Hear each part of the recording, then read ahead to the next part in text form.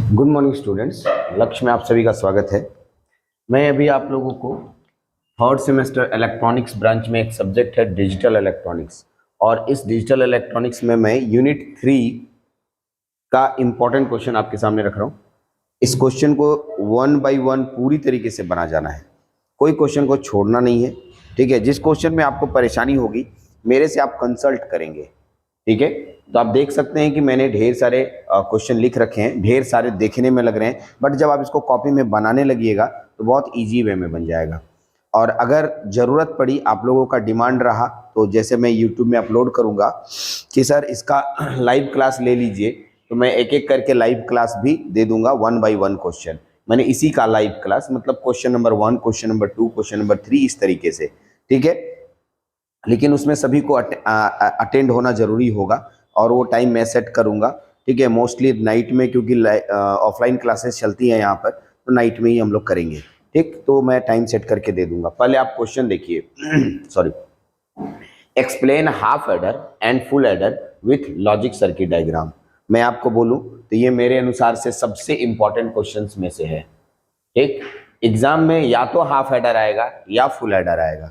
अगर ऐसा स्थिति आ जाए, जैसे हम लोग क्या बोलते हैं कि अब दो चीजें हैं, उसमें से कोई एक आ रहा है, तो आदमी क्यों ना दोनों को पढ़ ले। ठीक है, ये तो मेरे को पता नहीं कि हाफ एडर आएगा या फुल एडर आएगा, मेरे को आइडिया तो नहीं है। तो हाँ, इतना तय है कि यदि हाफ एडर नहीं आया तो फुल एडर जरूर आएगा, यदि फुल एडर नहीं आया तो हाफ एडर जरूर आएगा। ऐसी स्थिति में सर, जब ये पता हो गया कि दो क्वेश्चन में एक क्वेश्चन आएगा, तब तो भैया एकदम रट ही जाना बेटर होगा, अच्छे से पढ़ ही जाना बेटर होगा। ठीक है, अब कोई बच्चा ऐसा कहता है कि नहीं हमें ये बता दो कि कौन आएगा, तो वैसे मैं भगवान तो हूं नहीं, मैं आपको एक्सपेक्टेड बता सकता हूँ, रास्ता बता सकता हूँ जल्दी अच्छे पढ़ने का। दूसरा क्वेश्चन आइए। दूसरा क्वेश्चन में भी 3 टिक है, का मतलब आपको मैं बता दूं हाफ सब्सट्रैक्टर में आएगा या फुल सब्सट्रैक्टर में से कोई एक क्वेश्चन रहेगा। ये नहीं रहा तो ये रहेगा, ये नहीं रहा तो ये रहेगा। ठीक, तो बाबू इतना कर लेना है, आपको पूरे अच्छे तरीके से कर लेना है। चलिए आगे, एक्सप्लेन द। अब आइए इनकोडर पे आते हैं। मेरे पास 3 इनकोडर हैं। अगर मैं 3 इनकोडर पढ़ लूंगा, ठीक है, अगर मैं 3 इनकोडर कंप्लीट कर लूंगा, सोचिए 3 इनकोडर मेरे पास हो जाएगा, तो आराम से कोई ना कोई एक इनकोडर आ गया। एक लड़का बोलेगा इसमें कि सभी इनकोडर तो दे ही दिए, तो हमको क्या करना है, इसमें सभी इनकोडर मिल ही गया। नहीं, आपको एक इनकोडर, अगर एक इनकोडर बनाने आता है आपको, तो बाकी 2 इनकोडर भी बनाने आएगा, एकदम आएगा। ठीक है, अगर आप इनकोडर बनाए होंगे तो, पढ़े होंगे तो, क्योंकि सभी एक ही जैसी सर्किट होती है। तो आप एक बार प्रैक्टिस कर ले बस, ये सब एकदम आसान आसान टॉपिक्स हैं, इसलिए तीनों में से कोई एक आएगा। जैसे हर क्वेश्चन में मैं क्या बोल रहा हूं कि एक एक क्वेश्चन रहेंगे ही। ठीक, फिर आइए डिकोडर, तो इसी का डिकोडर इसी का उल्टा होता है। ठीक है, तो इसके लिए भी तीनों में से कोई एक रहेगा ही, तय हो गया। तो सर आप लोगों को मैंने ये जो 4 क्वेश्चन दिए, एग्जाम का मोस्ट फेमस क्वेश्चन में से है। अभी एक और क्वेश्चन है। अब आइए, अब आपके पास ये 5वां नंबर मक्स, 1 मक्स, 2 मक्स, 3 मक्स, या तो मल्टीप्लेक्सर में 4:1 आएगा, या तो 8:1 आएगा, तो 16:1 आएगा। हमसे पूछा जाए, हमको पूरी उम्मीद है कि 8:1 आएगा।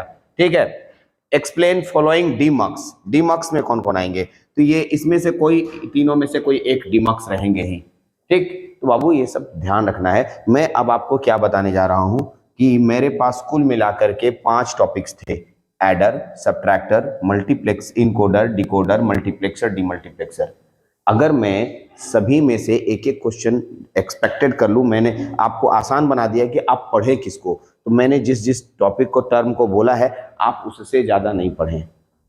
करेक्ट, इतना जिसने पढ़ लिया, समझ लो उनका 15 से 20 मार्क्स आ जाएगा, इसी यूनिट से 15 से 20 मार्क्स आ जाएगा। ठीक, तो आप इस बात को ध्यान रखिए कि 15 से 20 मार्क्स लेना है, तो आप यहाँ पर इतने मेरे द्वारा टिक किए गए 6 क्वेश्चन को पढ़ लीजिए।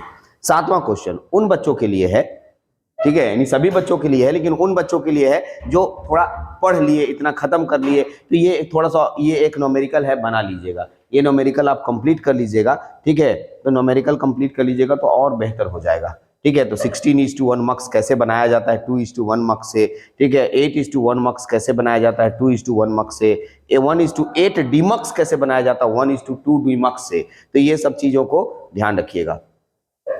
आइए, ये था लॉन्ग क्वेश्चन है, ये मैं इसको एक्सपेक्टेड या इंपॉर्टेंट नहीं दे रहा हूँ।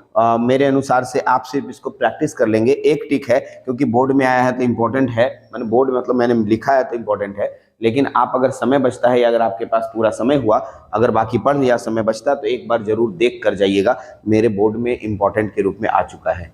आइए शॉर्ट क्वेश्चन की तरफ चलते हैं। मेरे पास शॉर्ट क्वेश्चन 4 दिए गए हैं, इन दोनों में से कोई एक आएगा, एक आएगा। अब कौन आएगा ये तो नहीं पता, लेकिन क्या कह रहा है, फुल एडर बनाना है with the help of half adder. Full adder बनाना है किसकी मदद से, हाफ एडर की मदद से। फुल सब्सट्रैक्टर बनाना है किसकी मदद से, हाफ सब्सट्रैक्टर। या तो ये फुल एडर वाला आएगा या तो फुल सब्सट्रैक्टर वाला आएगा। यदि आप सर्किट डायग्राम को देखते हैं मेरे नोट्स में तो आपको लगेगा कि सर ये दोनों बहुत आसान है, दोनों एक जैसा है।